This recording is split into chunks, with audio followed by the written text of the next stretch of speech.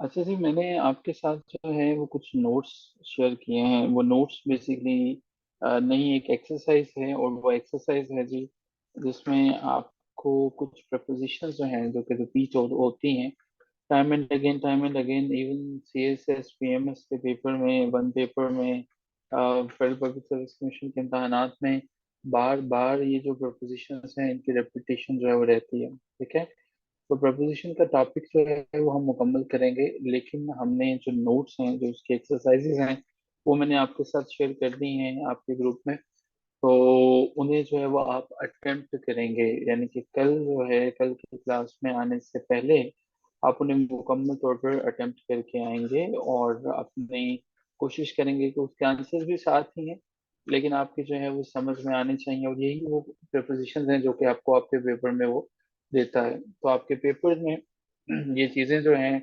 Time and again इनकी repetition रहती है। तो प्रपोजिशन का टॉपिक जो है वो हम आज कवर करेंगे, और इसके साथ हम देखेंगे कंडीशनल सेंटेंसेस को, और फिर हम पंचुएशन पे चले जाएंगे। तीन जो है वो हमारे पास मेन एजेंडास रहेंगे। और आज 4 दिसंबर है, और 4 दिसंबर की जो वोकेबलरी है जो आपने तैयार करनी है, 20 वर्ड्स, हमने कोशिश की है कि वो तमाम के तमाम वर्ड्स जो कि मोस्ट इम्पोर्टेंट हैं, रेपुटेशन रेशो है, उनको उर्दू ट्रांसलेशन के साथ जो है आपके साथ शेयर कर दिया है। अब इनको करेंगे क्या कि इनको भी, इन सेंटेंसेस को भी तैयार करेंगे। ठीक है, तो ये नोट्स भी अवेलेबल हैं, और ये क्लास एंड पे अगर मुझे ना याद रहे तो रिमाइंडर मुझे दे दीजिएगा कि मुझे आपके साथ शेयर करने हैं, और मैं डेफिनेटली आपके साथ शेयर कर दूंगा। ठीक हो गया जी। तो 20 वर्ड्स हैं, और जो आपने एक्सरसाइजेस करनी है वो ऑलरेडी मैं शेयर कर चुका हूँ। तो चलते हैं फिर अपने टॉपिक की तरफ।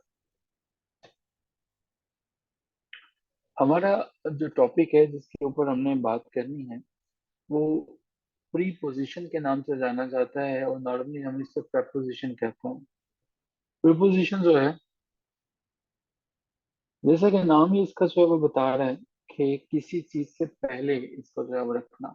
अगर आप इसके नाम पे गौर करें, प्री पोजिशन, इसका मतलब है कि आपने इसको प्लेस किया है किसी चीज से पहले, प्लेस बिफोर।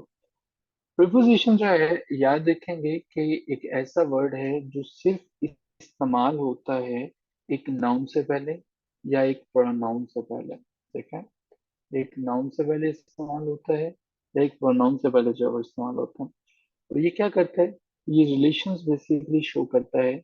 इंसानों का, चीजों का एक दूसरे से ताल्लुक जो है वो शो करने के लिए इस्तेमाल होता है, ये तो आपको पता है। मिसाल के तौर पर जो है, यहाँ पे आप मुझे बताएंगे, जरा गाइड करेंगे कि कौन सी प्रपोजिशन आएगी। I placed my bag the table. अच्छा, मैंने लिख ही दिया on the table. On the table जो है वो, इसमें हमने देखा कि हमारे पास जो है वो ऑन जो है वो ये बता रहा है कि रिलेशनशिप क्या है, रिलेशनशिप जो है वो क्या है। यहाँ पे मुझे सिर्फ प्रपोजिशन बता दीजिएगा, मैन इन द रूम। इसमें मुझे बताइएगा कि जरा प्रपोजिशन कौन सी है। Man in the room.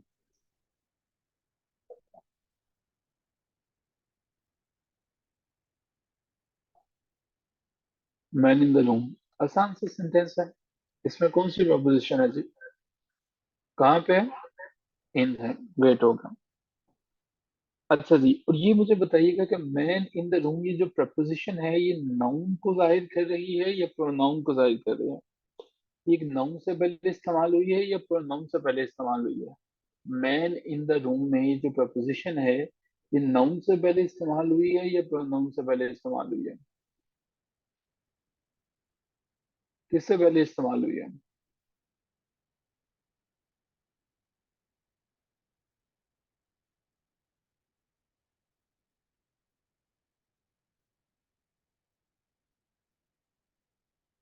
ये नाउन से पहले इस्तेमाल हुई है। ठीक है, नाउन से पहले इस्तेमाल हुई है। अच्छा जी, अगर मैं ये लिखूं, ये देखिएगा जरा, he is very kind to me. जरा मुझे गाइड कीजिएगा कि इस सेंटेंस में हमारे पास जो है कहाँ पे स्टैंड करता है, क्या है, प्रपोजिशन कौन सी है। सबसे पहले मुझे प्रपोजिशन के बारे में बताइएगा कि प्रपोजिशन है कौन सी। He is very kind, very good Tabinda, excellent, very good Khatija. To जो है वो हमारे पास यहाँ पे प्रपोजिशन है। क्या ये प्रपोजिशन नाउन से पहले इस्तेमाल हो रही है या प्रोनाउन से पहले इस्तेमाल हो रही है? प्रोनाउन वो होता है काशिफ कामरान साहब जो किसी ऑब्वियसली नाउन की जगह इस्तेमाल होता है। तो किससे पहले इस्तेमाल हो रही है? He is very kind to me, यहाँ पे हमने देखा कि ये प्रोनाउन से पहले इस्तेमाल हो हो रही है। तो हमारे पास प्रपोजिशन जो है वो नाउन या प्रोनाउन से पहले इस्तेमाल होती है। अगर मैं आपसे ये बात कहूँ कि प्रपोजिशन जो है, प्रपोजिशन और एडवर्ब्स में क्या फर्क होता है, इससे आगे चलने की बजाय आप जरा ये मुझे बताइएगा।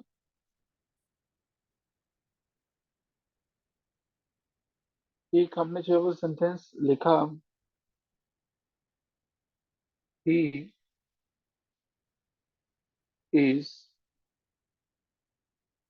Very kind to Ali. अब मुझे बताएं प्रपोजिशन नाउन से पहले इस्तेमाल हो रही है प्रोनाउन से?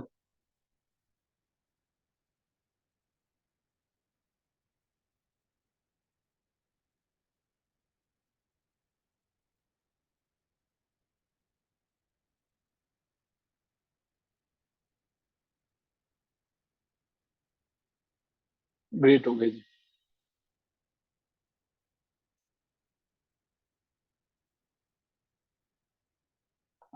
एक प्रपोजिशन जो है एक ऐसे ऑब्जेक्ट से, अगर ऑब्जेक्ट है, ऑब्जेक्ट भी हमारे पास अगर नाउन या प्रोनाउन है तो वहीं पर प्रपोजिशन इस्तेमाल होती है। ठीक है, अली जो है वो हमारे पास नाउन है तो यहीं पे ही इस्तेमाल होगी।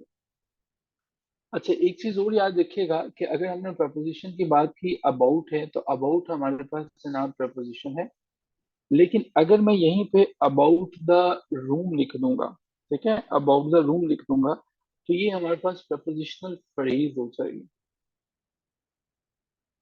आमतौर पर जो है वो हमारे पास ये क्वेश्चन आ जाता है कि ये क्या है, ये प्रपोजिशन है।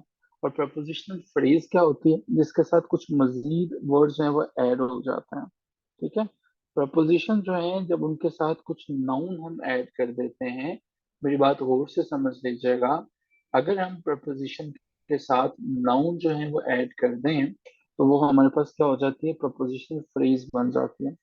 अबाउट हमारे पास प्रपोजिशन थी, मैंने जैसे ही उसके साथ नाउन ऐड कर दिया द रूम, तो वो क्या हो गया, वो प्रपोजिशन फ्रेज बन गया। क्लियर हो गया? क्या सबको पता चल गया कि प्रपोजिशन और प्रपोजिशनल फ्रेज में क्या फर्क होता है? तो यहाँ तक क्लियर है, ताकि हम यहाँ से आगे चलें। प्रपोजिशन और प्रपोजिशनल फ्रेज में फर्क पता चल गया। हमारे पास अबाउट एक प्रपोजिशन थी, लेकिन जैसे ही मैंने इसके साथ एक नाउन ऐड किया, ये हमारे पास प्रपोजिशनल फ्रेज बन गई। क्लियर है? अच्छा जी, अब हम आगे चलते हैं। अगला डिफरेंस हमारे पास बड़ा इंपॉर्टेंट है, और ये डिफरेंस है जनाब कि क्या क्या फर्क होता है एक एडवर्ब में और एक प्रपोजिशन में। एक एडवर्ब में क्या फर्क होता है, और एक जो है वो प्रपोजिशन के अंदर क्या फर्क होता है। अच्छा जी, एडवर्ब की बात हम जब करते हैं, एडवर्ब हमारे पास कुछ ऐसे वर्ड्स होते हैं। प्रपोजिशन और एडवर्ब के अंदर फर्क जो है वो देख लीजिएगा। एक प्रपोजिशन जो है, अगर नाउन या प्रोनाउन के ऊपर कोई वर्ड जो है वो बर्न कर रहा है, कोई एक ऐसा वर्ड है जो मॉडिफाई कर रहा है या तो नाउन को, या वो मॉडिफाई करने की कोशिश कर रहा है प्रोनाउन को, ठीक है, वो हमारे पास प्रपोजिशन कहलाएगा। ठीक है, वो हमारे पास प्रपोजिशन कहलाएगा।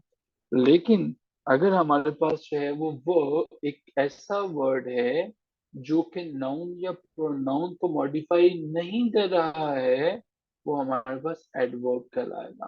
ठीक है, अब इसकी एक एग्जांपल जो है वो देखने की कोशिश करते हैं। मिसाल के तौर पर जरा ये देखने की कोशिश कीजिएगा। इज, पहला सेंटेंस देखिए, is he in his room. अब जरा सोच समझ के मुझे बताइएगा कि यहाँ पे जो प्रपोजिशन है, क्या वो नाउन या प्रोनाउन को कंट्रोल कर रही है, उसके ऊपर गवर्न कर रही है, उसको मॉडिफाई कर रही है या नहीं कर रही है? Is he in his room noun या प्रोनाउन को मॉडिफाई कर रही है?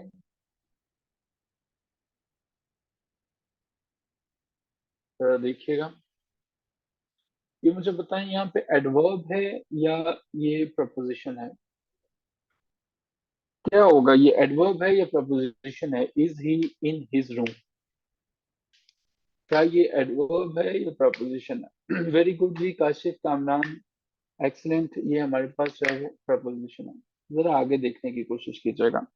अगर मैं लिखता हूँ हैज ही कम इन, अब ये जरा मुझे बताइएगा, क्या इसमें जो वर्ड है वो नाउन या प्रोनाउन को मॉडिफाई कर रहा है या गवर्न कर रहा है? Has he come in, has he come in. अगर ये नहीं कर रहा है तो क्या होगा, नाउन होगा, एडवर्ब होगा या प्रपोजिशन होगा? वेरी गुड, ये हमारे पास क्या कहलाएगा, ये एडवर्ब कहलाएगा। एक और एग्जांपल देखने की कोशिश करते हैं। Let us move on. अब ये जरा मुझे बताइए, यहाँ पे ऑन जो है वो प्रपोजिशन है या एडवर्ब है? लेट अस मूव ऑन क्या है जी? किरण मकसूद ने सबसे पहले बताया, ग्रेट हो गई, ये हमारे पास एडवर्ब है। और अगर मैं आपसे ये कहूँ the book lies on the table, ये मुझे बताइएगा यहाँ पे ऑन क्या है? क्या प्रपोजिशन है या एडवर्ब है? क्या किसी को कंट्रोल कर रहा है, गवर्न कर रहा है नाउन या प्रोनाउन पे? Yes it is preposition. आगे देखते हैं। मैंने लिखा दे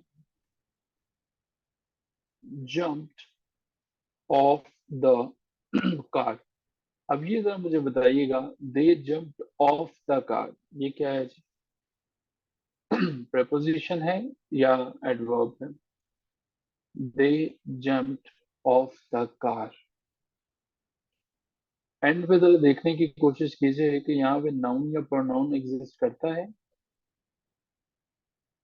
ये जरा देखने की कोशिश कर कीजिएगा, खतीजा, तबिंदा, इन्हें जरा देखिएगा कि क्या एंड पे ये एग्जिस्ट करता है। इरफान अयाज साहब, वेलकम टू द सेशन। क्या ये एग्जिस्ट करता है? पहले ये बताएं कि क्या एग्जिस्ट करता है या नहीं करता, ये बताइए जरा।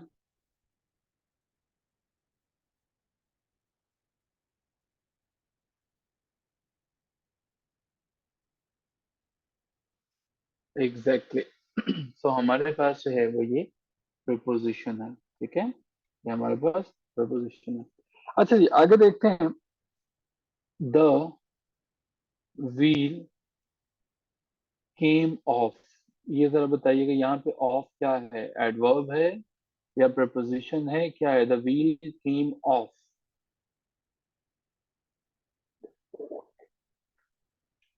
एडवर्ब। मैंने बताया कि अगर हमारे पास कोई ऐसा वर्ड है जो मॉडिफाई करता है उसके बाद आने वाले नाउन को या प्रोनाउन को, तो वो हमारे पास है प्रपोजिशन कहलाएगा।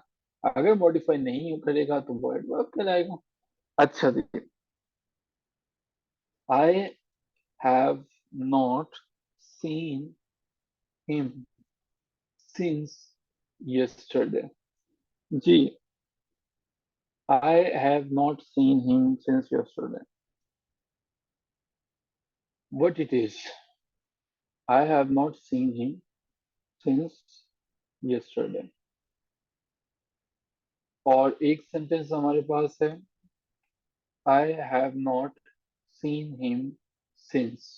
ये since पे खत्म हो जाता है। अच्छा अब मुझे बताएं कि पहले वाला जो सेंटेंस है ये क्या है? वन जो है वो अभी वन लिख के बताएं जरा कि वन क्या है, और टू लिख के बताएं टू क्या है। आई have not seen him since yesterday, और नंबर टू पे बताइए क्या है? Very good, very good, excellent, excellent. अच्छा जी, बिल्कुल ऐसा ही है जी। पहले वाला हमारे पास जो है वो प्रपोजिशन था और दूसरा वाला एडवर्ब। चलिए एक और जो है वो देखते हैं। After a month her father return. अब जरा मुझे इसमें से बताइएगा, after a month her father return, इसमें जो है प्रपोजिशन है या ये एडवर्ब है? After a month her father return. Preposition इसमें कौन सी है, वर्ड कौन सा है जो कि प्रपोजिशन को बता रहा है? वो वर्ड आप बता सकते हैं? वो वर्ड कौन सा है? वर्ड कौन सा है जो कि इसको डिपिक्ट करता है? प्रपोजिशन कौन सी है जी हमारे पास? काशिफ, कामरान साहब, इरफान साहब।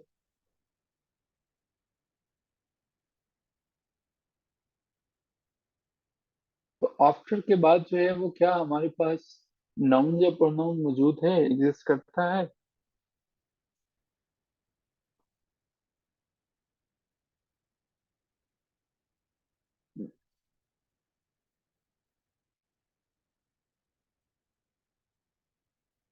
The answer of this question is it is preposition. ठीक है, अगर मैं ये लिखता हूँ her father arrived soon after, ये क्या होगा?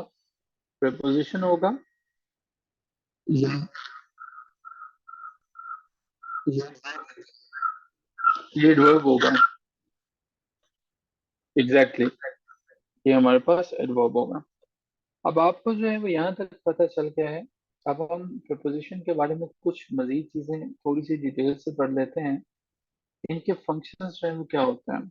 देखिए, सबसे पहले तो जो है वो प्रपोजिशन जो है वो प्लेस की प्रपोजिशन होते हैं, और जब हम प्रपोजिशन ऑफ प्लेस की बात कर रहे होते हैं तो हमें पता होना चाहिए कि ये बताना ये चाह रही होती है कि कौन सी चीज कहाँ पे है। ठीक है, प्लीज दे स्विम, ये आसान है, इसके बारे में ज्यादा बात नहीं करेंगे। The swim in the pool हो गया। ठीक है, प्लेस के बारे में। दूसरे नंबर पे टाइम है, जब मैं टाइम की बात करूंगा तो हम ये लिख सकते हैं खालिद वेटेड टिल 4 है। ठीक है, और डायरेक्शंस जो है वो उसकी बात कर सकते हैं। डायरेक्शन में हम ये बात कर सकते हैं the girl rain out of the room. तो यहाँ पे हमने ये देखा कि डायरेक्शन के बारे में बताती है। डायरेक्शन के बाद जो है वो हमारे पास जो है वो फ्रेजल वर्ब जो है वो। ठीक है, फ्रेजल वर्ब, फ्रेजल वर्ब्स की जब हम बात कर रहे होते हैं, he is looking for, looking for her pen. ठीक है, ये हमारे पास है। अच्छा जी, जो प्रपोजिशन के ऊपर डिटेल्ड जो एक्सरसाइजेस हैं वो मैंने आपके ग्रुप में भेज दी हैं, जिन्हें आप अटेम्प्ट करेंगे। ठीक है, प्रपोजिशन का बेसिक कॉन्सेप्ट मैंने आपको दे दिया है, आपको पता चल गया है कि प्रपोजिशन क्या है।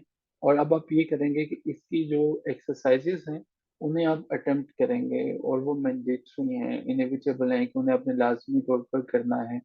अगर आप उन्हें नहीं करेंगे तो ऑब्वियसली वो आपके लिए जो है वो नुकसानदेह है और नुकसान नहीं करना चाहिए। अब इसके बाद जी हमारे पास जो है प्रपोजिशन के बाद डिटेल से ना सिर्फ जो है वो एक्सरसाइजेस हैं, आंसर्स भी मौजूद हैं, तो कोशिश करेंगे कि उन्हें जरूर अटेम्प्ट करेंगे। आगे हम जो है वो कुछ समझना चाहते हैं कंडीशनल सेंटेंसेस को, और फिर हम जो है वो बात करेंगे कुछ प्रपोजिशंस के, सॉरी, पंक्चुएशंस के हवाले से। तो यहाँ तक आई एम श्योर कि आपको चीजें समझ में आ चुकी हैं। और नेक्स्ट हम जो है कंडीशनल सेंटेंसेस काफी ज्यादा डिस्टर्ब करते हैं खसूसन स्टूडेंट्स को, जिन्होंने अपने एसेस को भी लिखना होता है। और कंडीशनल सेंटेंसेस के बारे में आपसे पेपर में वो क्वेश्चन पूछ भी लेता है। कंडीशनल सेंटेंसेस की ये कौन सी कंडीशन है, ये फर्स्ट कंडीशनल है, जीरो है, सेकंड है, थर्ड है, कौन सा वाला है? अच्छा जी, कंडीशनल सेंटेंसेस में जब भी हम बात करते हैं तो इनमें दो क्लॉजेज होती हैं। तो एक चीज तो आपने हमेशा याद रखनी है कि कंडीशनल सेंटेंसेस हमारे पास वो वाले सेंटेंसेस होते हैं जहाँ पे आपके पास टू क्लॉजेज आएंगे। ठीक है, पहली जो क्लॉज होगी आपके पास वो होगी इफ क्लॉज। ठीक है, इफ क्लॉज जो है वो फर्स्ट क्लॉज होगी, और दूसरी जो है वो आपके पास होगी वो होगी मेन क्लॉज। ठीक है, मेन क्लॉज होगी। यानी इफ क्लॉज जो है वो हमारे पास ये वो वाली क्लॉज है कि इसमें कोई ना कोई शर्त बयान की जा रही होगी। ठीक है, यहाँ पे हमारे पास कोई ना कोई कंडीशन होगी। और मेन क्लॉज जो है वो क्या होगी, इससे जो नताइज निकलेंगे इफ वाली क्लॉज में जो बात होगी, उसके जो भी रिजल्ट्स होंगे, जो कॉन्सिक्वेंसेज होंगे, वो अगले क्लॉज में होंगे। मान लीजिए अगर मैं कहता हूँ कि इफ ही रिक्वेस्ट मी, अगर वो मुझसे गुजारिश करता है, आई विल हेल्प हिम। ठीक है। अब आप मुझे बताएंगे जरा इसमें से जो है वो कौन सा वाला क्लॉज ऐसा है जो कि हमारे पास मेन क्लॉज है। ठीक है। मेन क्लॉज कौन सा वाला है? कंडीशनल क्लॉज जो है वो तो आपको पता चल गया, मेन क्लॉज कौन सा वाला है? आई विल हेल्प हिम जो है वो मेन क्लॉज है। अब जी ये जो कंडीशनल सेंटेंसेस है ना, ये चार तरह के होता है। ठीक है। इनकी फोर टाइप्स होती हैं, one, two, three and four. अब जी ये कौन कौन से होते हैं? पहले नंबर पे हमारे पास आ जाते हैं जीरो कंडीशनल, दूसरे नंबर पे हमारे पास आ जाते हैं फर्स्ट कंडीशनल, फिर हमारे पास आ जाते हैं सेकंड, और फिर हमारे पास आ जाता है जी थर्ड। तो ये बड़े इंपॉर्टेंट है कंडीशनल सेंटेंसेस को। अब जब हम जीरो कंडीशनल की बात करते हैं, ये जीरो कंडीशनल होते क्या? जीरो कंडीशनल को देखें। अच्छा, जब हमें याद रखिएगा कि इनका जो यूजेज है वहां पे होता है जब आपको सच्चाई बयान करनी होती है। ठीक है। सच्चाई, यूनिवर्सल ट्रुथ बताना होता है। इसमें दोनों क्लॉजेज में, यानी कि आपका जो फर्स्ट क्लॉज है वहां पे भी और मेन क्लॉज दोनों में भी प्रेजेंट सिंपल टेंस ही इस्तेमाल होता है। अब इसको जरा समझने की कोशिश कीजिए। इफ, और इफ के साथ क्या लगाएगा? प्रेजेंट सिंपल टेंस इस्तेमाल होगा। और इसी तरह से मेन क्लॉज है वो मेन क्लॉज में भी प्रेजेंट सिंपल टेंस ही इस्तेमाल होगा। अगर देखने की कोशिश कीजिएगा, हमने लिखा इफ यू आर हेल्दी। ठीक है। If you are healthy, nothing is loss. ठीक है। दोनों में हमारे पास जो है वो प्रेजेंट टेंस है। और अगर आप जो है वो सिंपल में इसको समझना चाहें, हम भी लिख सकते हैं if V fridge something, it does not decay. ठीक है। सो हमारे पास जीरो कंडीशनल एक ऐसे कंडीशनल सेंटेंसेस हैं जिन्हें हम यूनिवर्सल ट्रुथ बताने के लिए, सच्चाई बताने के लिए, आलमगीर सच्चाई बताने के लिए हम इस्तेमाल करते हैं। यूनिवर्सल जो है वो हम उन्हें सच्चाई बताने के लिए इस्तेमाल करते हैं। ठीक है। हमारे पास जो है वो ऐसे सेंटेंसेस में दोनों तरफ जो है वो कौन सा प्रेजेंट टेंसेस जो है वो इस्तेमाल होते हैं। क्या यहाँ तक आपको चीजें क्लियर हैं? यहाँ तक आपको चीजें समझ में आ चुकी हैं? इसके बाद हमारे पास आ जाते हैं जी फर्स्ट कंडीशनल जो है वो, तो उनको समझने की कोशिश करेंगे। यहाँ तक क्लियर हो गया? पता चल गया कि फर्स्ट कंडीशनल क्या है? खतीजा के अलावा बाकी सबको भी पता चल गया? काशिफ, कामरान, आपको भी पता चल गया? नेक्स्ट हमारे पास आ जाता है हजूरे वाला सेकंड कंडीशनल। अब ये सेकंड कंडीशनल जो है वो क्या हो गया? ये किस बला का नाम है? Second conditional. अच्छा देखिए, कुछ चीजें ऐसी होती हैं जिन्हें ना हमें लग रहा होता है, हम ख्याल करते हैं कि हाँ ये चीज हो सकता है। ठीक है। मिसाल के तौर पर हम देखते हैं, अगर इमरान खान वजीर आजम बन जाए तो पाकिस्तान दोबारा से तरक्की की राह पे चल पड़ेगा। अगर नवाज शरीफ वजीर आजम बन जाए, पटवारी सोच रहे होंगे, अगर जो है वो ऐसा करे तो वैसा हो जाएगा, समथिंग लाइक दैट। तो हमारे पास, अच्छा फर्स्ट कंडीशन, सॉरी ये गलती से सेकंड लिखा गया, ये फर्स्ट को ही मैं एक्सप्लेन कर रहा हूँ, फर्स्ट कंडीशनल जो है वो। अच्छा जी, मिसाल के तौर पर अगर वो मेहनत करेगा वो कामयाब हो जाएगा। ठीक है। अब इस चीज का जो है हमें कभी यकीन है, जिस तरह से हमें यकीन है कि अगर मियां नवाज शरीफ साहब इसी तरह से मेहनत करेंगे जैसे वो कर रहे हैं तो वो कामयाब हो जाएंगे। ठीक है। अगर मियां साहब मेहनत करेंगे तो वो कामयाब हो जाएंगे। अगर वो चाहेगा तो वो मेरी मदद करेगा। ठीक है। तो अगर ये, इस बात का कभी इम्कान है कि वो मेहनत करेगा, इसका फॉर्मूला ये होता है कि जनाब इसमें हम जो है वो इफ वाला क्लॉज है वो पहले वाला क्लॉज, इफ वाले क्लॉज के अंदर हम इस्तेमाल करते हैं वही हमारे पास जो है वो present simple tense, simple tense. अब इसकी बात जो है वो यूं देख लीजिए, इफ ही वर्क्स हार्ड। लेकिन कहानी में तब्दीली तब आती है जब हम मेन क्लॉज की बात करते हैं। मेन क्लॉज के अंदर फॉर्मूला कुछ तब्दील होता है। और मेन क्लॉज में क्या होता है? मेन क्लॉज में चला जाता है future simple. Future simple tense जो है वो यहाँ पे आ जाता है। ठीक है। ये फॉर्मूला जिसको जो है वो याद हो जाए, तो चैट बॉक्स में डन लिख दीजिएगा कि विल पास द एग्जाम। ठीक है। क्लियर हो गया? समझ में आ गई ये बात जो है? पहले में प्रेजेंट सिंपल टेंस है, और दूसरे में क्या है? दूसरे में हमारे पास फ्यूचर सिंपल टेंस है। क्लियर? पता चल चुका है? डन हो गया तो डन लिखिएगा चैट बॉक्स में। जिसको ये क्लियर हो गया, समझ में आ गया, ग्रेट हो गया जी। अब जी यहाँ से हम जो है वो मजीद आगे चलते हैं, देखने की कोशिश करते हैं। ये भी हमें जो है वो क्लियर हो गया। तो अब हमारे पास आ जाता है जनाब सेकंड कंडीशनल सेंटेंसेस। अब सेकंड कंडीशनल सेंटेंसेस जो है वो क्या होते हैं, चलिए जरा इसको भी देखने की कोशिश करते हैं। सेकंड कंडीशनल जो है वो आएंगे यहाँ पे जनाब। सेकंड कंडीशनल में अच्छा, ये इस्तेमाल किस लिए होता है? इस्तेमाल इसलिए होते हैं कि कोई चीज जो है जिसे हम ये समझते हैं कि ऐसा नहीं हो सकेगा। मिसाल के तौर पर आप लोग ये कहें कि अगर मियां नवाज शरीफ मेरे पास आया तो मैं उसके साथ चाय पीऊंगा। मतलब इस बात का कभी यकीन है कि वो नहीं आएगा। अगर जो बाइडेन पाकिस्तान आया तो पाकिस्तान का प्राइम मिनिस्टर उससे बात करेगा। ठीक है। तो चांसेस हैं कि वो आएगा। अगर पाकिस्तान चांद पर पहुंचा तो मैं आप सबको चाय पिलाऊंगा। ठीक है। तो अब आप समझ रहे हैं सेकंड कंडीशन। ऐसी चीज जो नामुमकिन दिखाई देती है, ऐसी चीज। फर्स्ट कंडीशनल में क्या था कि वो मुमकिन दिखाई देती थी। ठीक है। वो मुमकिन दिखाई देती थी कि अगर वो मेहनत करेगा तो वो कामयाब हो जाएगा। ठीक है। और जीरो में क्या था? जीरो में आलमगीर सच्चाइयां थी। इसमें जो सेकंड कंडीशनल जो है वो ऐसी है कि जिसमें चीजें नामुमकिन दिखाई देती हैं। अगर जो बाइडेन पाकिस्तान आएगा तो हम उसकी मदद करेंगे। तो सेकंड कंडीशनल हमारे पास जो है, इसका फॉर्मूला समझने की कोशिश करते हैं। वही इसमें भी दो क्लॉजेज होती हैं हमारे पास। पहले नंबर पे हमारे पास आएगी इफ क्लॉज। अब इफ क्लॉज क्या है, ये देखिएगा जरा। इफ क्लॉज का फॉर्मूला ये है कि इसमें जो है वो इफ आएगा, और उसके बाद जो है वो हम इसमें इस्तेमाल क्या करते हैं? इसमें हम इस्तेमाल करेंगे पास्ट सिंपल टेंस। ठीक है।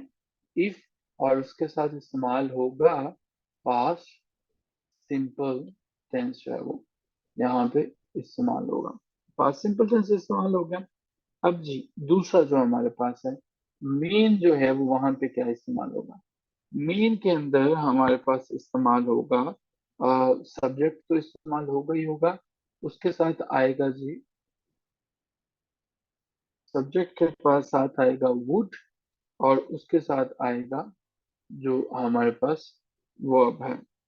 ठीक हो गया? अब जरा इसको देखिएगा। If he asked me I would help him. इसका क्या मतलब है? If he asked me I would help him, तो इस बात पे कभी यकीन है कि वो मुझसे नहीं कहेगा कि मेरी मदद करें। If he asked me I would help him. Clear हुआ? ऐसी चीजें जो फर्जी बात के लिए इस्तेमाल होती है, जिसको हम जो है वो नामुमकिन तस्वुर करते हैं, जिसमें हमें ये लगता है कि ऐसा नहीं हो सकता है, वो हमारे पास होता है सेकंड कंडीशनल जॉब। ठीक है। Second conditional job. यहाँ तक जिन्हें क्लियर है वो चैट बॉक्स में से क्लियर लिखिएगा, ताकि पता चल जाए कितने लोग ऐसे हैं कि जिन्हें यहाँ तक क्लियर है। अब जी हमारे पास जो है वो होगा थर्ड कंडीशनल। थर्ड कंडीशनल जो है वो हम इस्तेमाल करते हैं किसी ऐसे वाक्य के बारे में जो हो चुका हो और जिसे बदला ना जा सके। ठीक है। जिसे बदला ना जा सके, जो वाक्य हो चुका हो लेकिन उसे बदला ना जा सके। लेकिन ऐसे जो है वो फिक्रात में जो लास्ट थर्ड कंडीशनल है, इन्हें हम नामुमकिन तस्वुर करते हैं। मिसाल के तौर पर, अगर जो है वो मैंने 10,000 करोड़ एक लॉटरी में जीते होते, तो मैं जो है चांद पे जा चुका होता। ठीक है। ऐसा नामुमकिन ख्याल एक तो जो माजी में है, जो हो चुका है, और वो हो नहीं सकता। ठीक है। मिसाल के तौर पर हम ये कह सकते हैं कि अगर पाकिस्तान में 1971 में जंग ना लड़ी होती, तो पाकिस्तान जो है कभी भी दो हिस्सों में ना टूटता। ठीक है। लेकिन यहाँ पे ये एक सेंटेंस जो है, एक ऐसी चीज है कि जिसे बदला जा सकता है, तो इसलिए ये थर्ड कंडीशन में फॉल नहीं करेगा। थर्ड कंडीशन में वो सेंटेंसेस फॉल करेंगे जो नामुमकिन ख्याल किए जाते हैं। जैसे हम ये कह सकते हैं कि अगर जो है पाकिस्तान जो है वो पूरी दुनिया पे हुकूमत करता, तो अमेरिका भी हमारा गुलाम होता। समथिंग। चलिए जरा समझने की कोशिश करते हैं। दो ही इसमें जो है वो क्लॉज होते हैं। अब वही बात कि पहले नंबर पे हमारे पास इफ क्लॉज आ जाता है, दूसरे नंबर पे हमारे पास मेन क्लॉज आ जाता है। अब इनके अंदर जो है वो क्या क्या होता है, इफ क्लॉज के अंदर क्या होता है? इफ तो इस्तेमाल होगा ही होगा, उसके साथ आप इस्तेमाल करेंगे पास्ट परफेक्ट टेंस को। उसके साथ जो है वो आप इस्तेमाल क्या करेंगे? उसके साथ आएगा जनाब आपके पास हैड, और वर्ब की थर्ड फॉर्म इस्तेमाल होगी। इसके साथ पास्ट परफेक्ट होगा, हैड होगा, और वर्ब की थर्ड फॉर्म होगी। अगर हम मेन क्लॉज की बात कर लें, मेन में सब्जेक्ट होगा, और इसमें हमारे पास वुड हैव आएगा। वुड हैव के साथ साथ जो है वो वर्ब की थर्ड फॉर्म आएगी। ठीक है। एक एग्जांपल देखिएगा। If he had von a million pound, if he had won £1 million, he would have bought a new car। ठीक है। तो यहाँ पे ना तो उसने मिलियन पाउंड जीते, और ना ही उसने जो है वो नई गाड़ी खरीदी। क्लियर हुआ? यहाँ तक हमें पता चला फर्स्ट कंडीशनल क्या है, सेकंड कंडीशनल क्या है, थर्ड कंडीशनल क्या है, जीरो कंडीशनल क्या है। तो हमने प्रिपोजिशन से शुरू किया।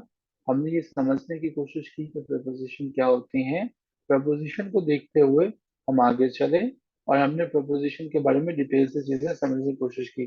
फर्स्ट, सेकंड, थर्ड कंडीशनल जो होनी है। अब यहाँ पे जो है वो हम क्या करते हैं कि मैं ये चेक करने के लिए कि कितने लोगों को जो है वो पता चल चुका है, कितने लोगों के जो है वो प्रैक्टिस हो चुकी है। चलिए जरा एक छोटे से टेस्ट में से गुजरते हैं और देखते हैं कि कितने जीनियस हैं जो इसको आंसर कर पाते हैं। If we work in collaboration, we dash rapid progress. अच्छा, if we work in collaboration, अब जरा ये बताइए। If we work in collaboration, we dash rapid progress. We dash make rapid progress. ये बताइए जरा, जीरो कंडीशनल में क्या होता था? जीरो कंडीशनल में दोनों तरफ जो है वो क्या आएगा हमारे पास? प्रेजेंट सिंपल आएगा, अमूमी सच्चाई के लिए। ठीक है। फर्स्ट कंडीशनल में क्या होता था? एक ऐसा काम जो मुमकिन हो सकता है, जिसमें पहले आपके पास क्या आता है? Present simple. और मुस्तकबिल में क्या आएगा आपके पास जो है वो? Future simple. ठीक है। वी के साथ हम क्या लगाते होते हैं? अगरचे ये रूल जो है वो बदल चुका है, लेकिन फिर भी आप लोगों को याद रखना होगा कि हमने वी के साथ जो है वो आई वी के साथ शेल ऐड करते हैं। ठीक है। तो हम यहाँ पे शेल लगा देंगे। अच्छा जी, देखिएगा दूसरा सेंटेंस है, if you dash the text. जरा गौर से पढ़िएगा। If you dash the text, you will not be able to secure good marks. अच्छा जी, if you dash the text, you will not be able to score the good marks।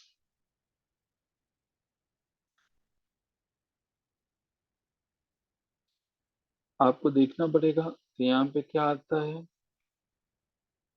if you dash the text, अच्छा, यहाँ पे मैं study भी add कर देता हूँ। If you dash study the text you will not be able to secure good marks.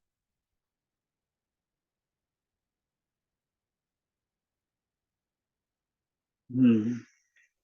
अच्छा, had not हम जो है वो वहां पे लगाएंगे। ऐसी बात जो नामुमकिन ख्याल होती है फौजिया, जो नामुमकिन होती है, जो कि ये नहीं जा सकती है। जी, यहाँ पे if you do not study the text, ठीक है, do not study the text, ठीक है, do not study the text. अच्छा जी, हमारे पास डू नॉट जो है वो इसमें आना चाहिए था। ये जी कुछ बेसिक बेसिक सी एक्सरसाइजेस थी। अब हम लोग जो है वो कुछ इम्पोर्टेंट रूल्स वो समझ लेते हैं, जो कि हमें बहुत दफा उनको, इस दफा एम्पैथी के अंदर भी और वैसे भी बहुत से राइटिंग्स में हमें पंचुएशन को यूज करना पड़ता है।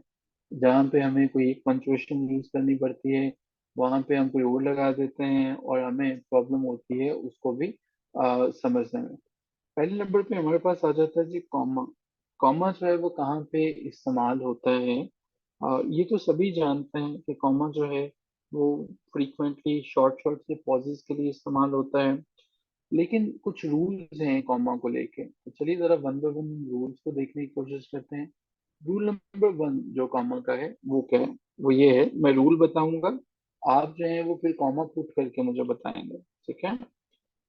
अगर हमें कहीं पे नाउन है या कहीं पे हमारे पास जो है वो नाउन फ्रेज है, ठीक है, उसको जो है वो अलहदा करने के लिए कॉमा इस्तेमाल होता है। अब मुझे जरा ये बताएं कि यहाँ पे किस किस वर्ड के बाद कॉमा आएगा, ये इस लाइन को पंचुएट कर सकते हैं आप? Milton the greatest English poet was blind. इसको मैं चैट बॉक्स में पेस्ट भी कर देता हूँ, ताकि आप जरा इसको जो है पंचुएट करके बताइए। आप कॉपी करके इसको कर सकते हैं। पंचुएट करें जरा इसे। नाउन या नाउन फ्रेज।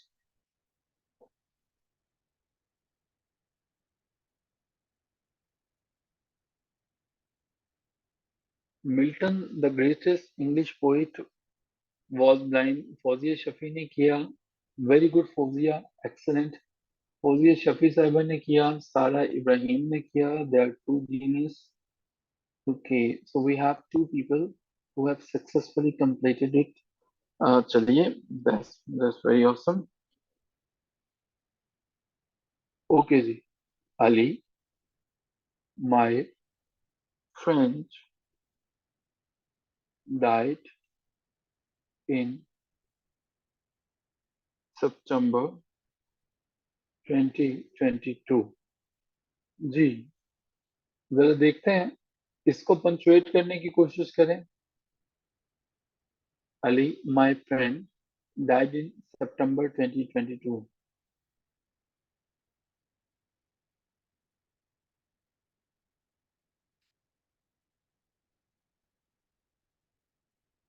जी,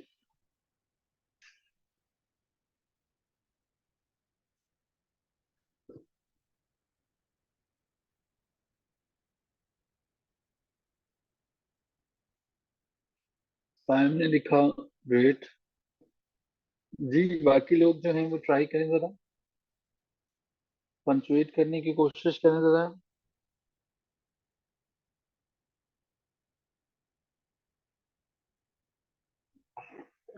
जी मैडम इंस्टा साहबा, आपको क्या लगता है कैसे पंचुएट होगा? राइमा साहबा, तबिंदा साहबा।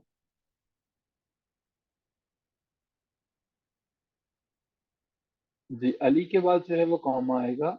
माय फ्रेंड के बाद जो है वो कॉमा आएगा। डाइड इन सितंबर 2022 के बाद फुल स्टॉप आ जाएगा, ठीक है?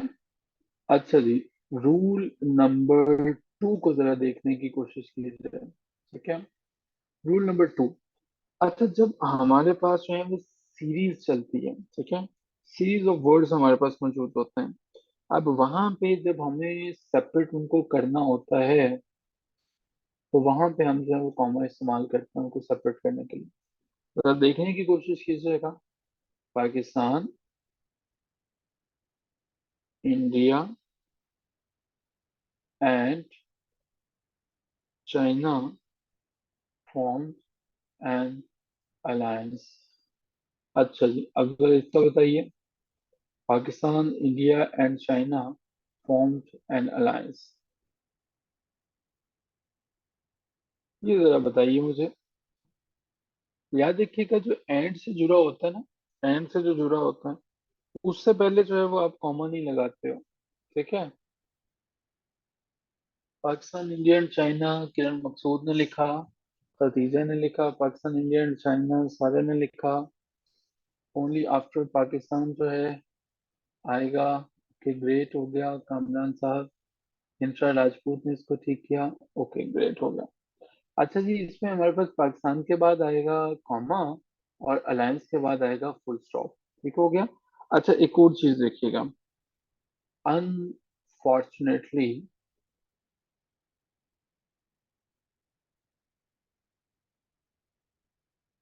आई lost my purse, car, bike and mobile in the street robbery. जी पार्टिसिपेंट्स, ये जरा मुझे पंचुएट करने की कोशिश कीजिएगा। Unfortunately, I lost my purse, car, bike and mobile in the street robbery. जी जी जी, इसको जरा देखिएगा।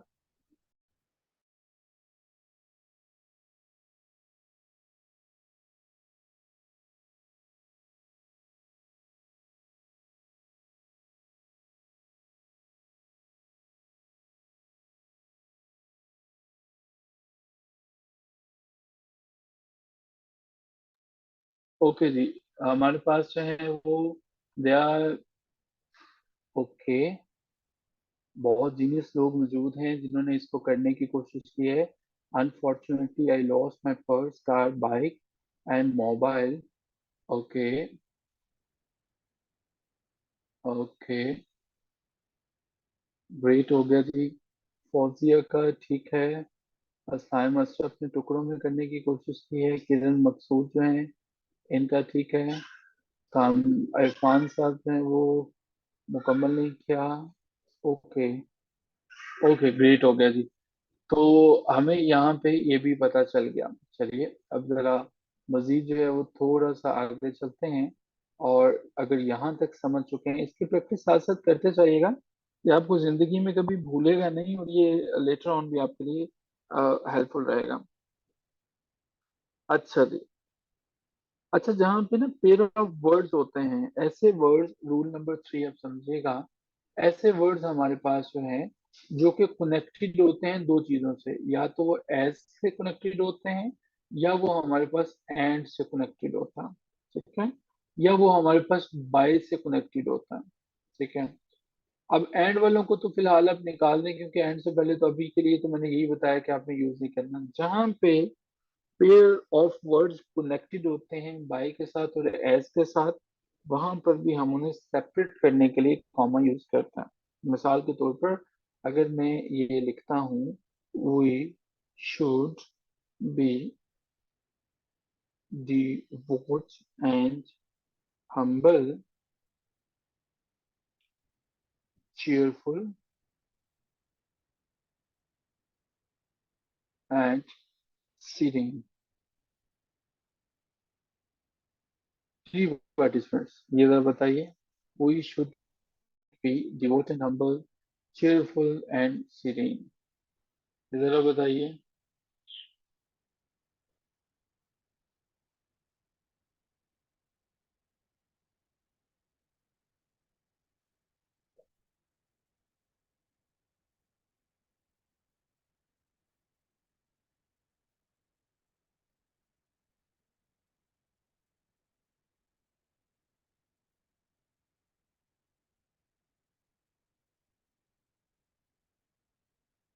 Very good Kamran.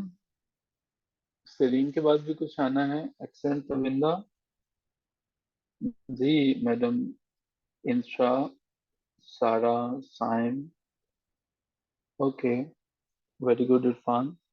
अच्छा जी, नंबर 2 पे देखिएगा जी, डिवोट एंड हम्बल के बाद जो है वो हमारे पास आना था, और चेयरफुल एंड सीरेन के बाद हमारे पास फुल स्टॉप आना था। अच्छा जी, ये देखिएगा, high and low, rich and poor, wise and foolish, must और डाई। जी जरा इससे पंचुएट कीजिएगा, इसके बारे में बताइएगा।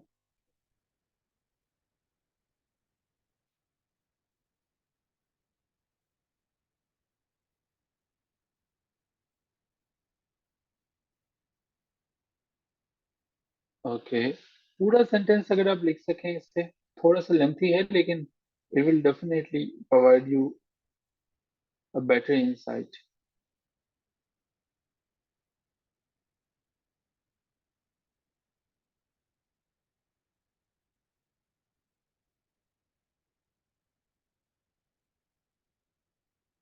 ओके, ग्रेट हो गया जी। ओके जी।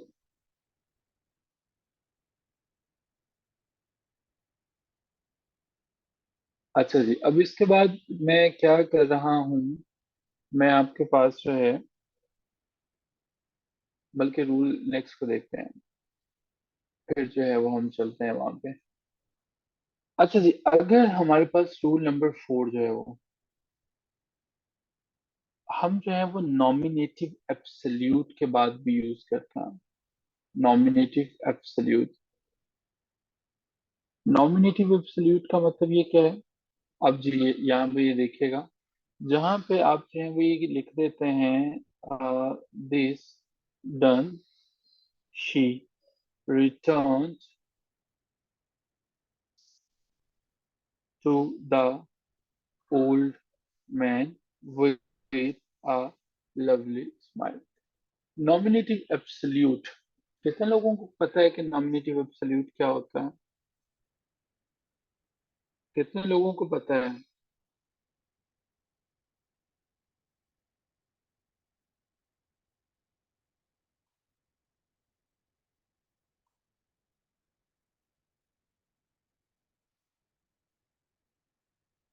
और कितने लोग ऐसे हैं जिन्हें नहीं पता?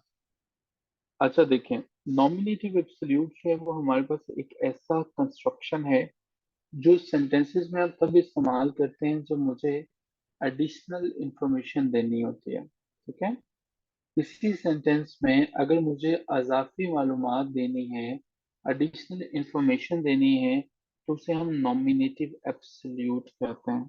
नॉमिनेटिव एब्सोल्यूट कहते हैं। इसका मतलब ये क्या होगा? मिसाल के तौर पर अगर मैं एक सेंटेंस आपके साथ लिखता हूँ,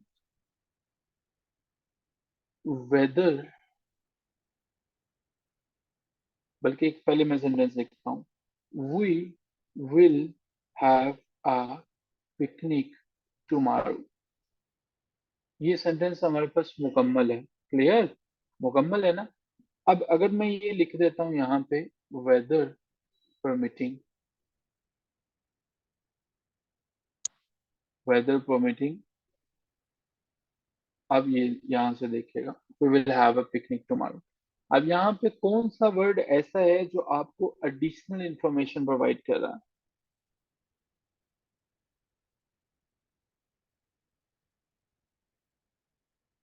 कौन सा वर्ड ऐसा है जो आपको इस सेंटेंस में एडिशनल इंफॉर्मेशन प्रोवाइड कर रहा है? Weather permitting. ग्रामर का वो वाला हिस्सा, वो वाला सेक्शन जो नाउन या प्रोनाउन पे मुश्तमिल होता है। ठीक है, और उसके बाद हमारे पास जो है एक फ्रेज होती है जिसके बारे में वो एडिशनल इंफॉर्मेशन देता है। अब मिसाल के तौर पर जो है वो, his homework completed, Ali went out to play। अब मुझे बताएं कहाँ पे कॉमा आएगा? His homework completed, Ali went out to play. कहाँ पे कॉमा आएगा? His homework completed, Ali went out to play. Let's see genius people, what you people have to say after completed. Very good जी। नेक्स्ट वन देखिएगा।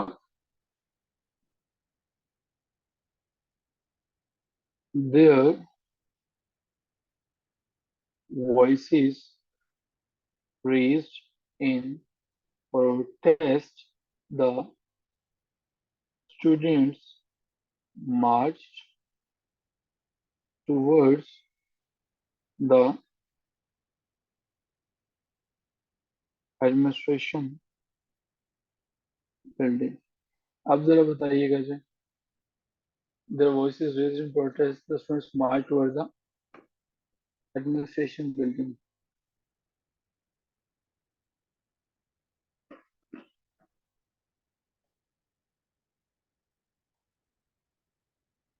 Okay.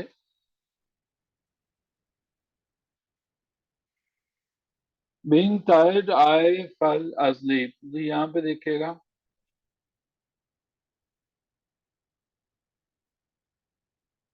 यहाँ पे क्या है? being कहाँ पे आएगा जी tired के बाद? अच्छा जी, ये तो हमारे पास थी यहाँ तक पहला हमारा काम। इसके बाद मैंने आपसे अर्ज किया कि मैंने आपके साथ जो है वो डिटेल में चीजें शेयर करनी हैं। आपने नोट्स वो देखे हैं जो एक्सरसाइजेज मैंने शेयर की हैं आप लोगों के साथ?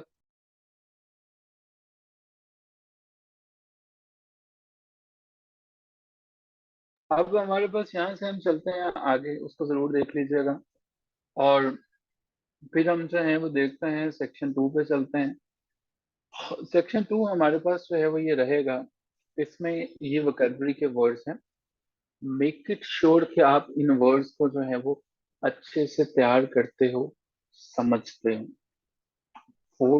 4 दिसंबर के अंदर हमारे पास ड्यूअल है, फ्री, धोखा देना। इस वर्ड को, इसके सिनोनिम्स को, और सेंटेंस आपकी जो है वो क्लैरिफिकेशन के लिए है। ठीक है। ऐसे है, जो पिछले पेपर्स में आए हुए हैं हमने वो वर्ड निकालने हैं। कुछ आसान है, कुछ ऐसे होंगे आपके लिए बड़े इजी होंगे, कुछ बड़े मुश्किल लगेंगे। इंसेप्शन है, बिगनिंग और स्टार्ट ऑफ समथिंग। अच्छा, एक इंसेप्शन मूवी भी है 2010 में। किसी ने वो मूवी देखी है इंसेप्शन? बहुत बहुत बहुत रेलिवेंट है उन लोगों के लिए जिनका आईक्यू जो है वो अच्छा होता है। वो देखी है किसी ने? अगर नहीं देखी तो जरूर देखिएगा। इंसेप्शन कमाल की मूवी है जी। ड्रीम विद इन ड्रीम जो है वो फौजिया ने देखी है, वेरी गुड जी। इंसेप्शन जरूर देखिएगा, आपके इंटरव्यू में बड़ी हेल्प आउट करेगी। ठीक है। कमीशन के इंटरव्यूज में इंसेप्शन मूवी आपको बड़ी हेल्प आउट करेगी कि आइडियाज कैसे आप जो है वो चेंज करते हैं। जब आपका, आप पता है क्या, जब आप इंटरव्यू देने जाते हो ना, कमीशन के सामने होते हो, आप उस वक्त फेल हो जाते हो कि जब कमीशन वाले आपसे क्वेश्चंस पूछते हैं। सर इसका क्या मतलब हुआ? मतलब ये है कि दो तरह से इंटरव्यू पे लेके जाया जा सकता है। आप अपने इंटरव्यू को खुद लेके चलो। आप बताओ कमीशन को, हर क्वेश्चन का जवाब देते हुए वो पॉइंट छोड़ो कि कमीशन वाले जब आपसे कोई क्वेश्चन करें तो उसी आपके जवाब से अगला क्वेश्चन निकले। ठीक है। तो फॉर एग्जांपल जो है वो आपसे पूछा कि व्हाट आर योर हॉबीज। आप बताएंगे कि sir I am a teacher by profession but I am interested in vlogging. ठीक है। तो वी लॉगिंग से मुतलिक वो पूछेंगे, तो कुछ ऐसा है। अच्छा जी, इंसेप्शन है, एक्सपेट्रिएट है, मुल्क बदल कर देना। ठीक है। मुल्क बदल होना, जो लोग यहाँ से बाहर रहते हैं। सिंस्टर है, इवल आर थ्रेटनिंग है, कंट्रैक्शन है। ठीक है, ये सब के सब लिखे हुए हैं। एनिमोसिटी है, कंडोम है, प्लेजरिज्म है, इम्प्लीमेंट है, इटर्निटी है। हमारे पास मुख्तलिफ वर्ड्स हैं। हैंड है, वो ऐसा बंदा जो खातून अपनी का गुलाम होता है। लॉडेबल है, एग्जैगरेशन है, टेम्पोर है। ठीक है। आई थिंक ये एक्स टेम्पोर था। उसका मतलब होता है बर्जस्ता, फौरन से जवाब दे देना। लेकिन चलें, टेम्पोर भी उन्होंने लिख दिया, फाइन। हाइपोथेटिकल है, और फूफू है, रद्द करना किसी चीज को। तो ये जी आपके लिए जो है वो दूसरी असाइनमेंट है। एक तो वो एक्टिविटीज करनी है, दूसरी ये वोकेबलरी के वर्ड्स आपके पास फिंगर टिप्स में होने चाहिए। और ये मैं आपके ग्रुप में ये फाइल शेयर कर रहा हूँ। क्लियर जी, यहाँ तक चीजें पता चल चुकी हैं?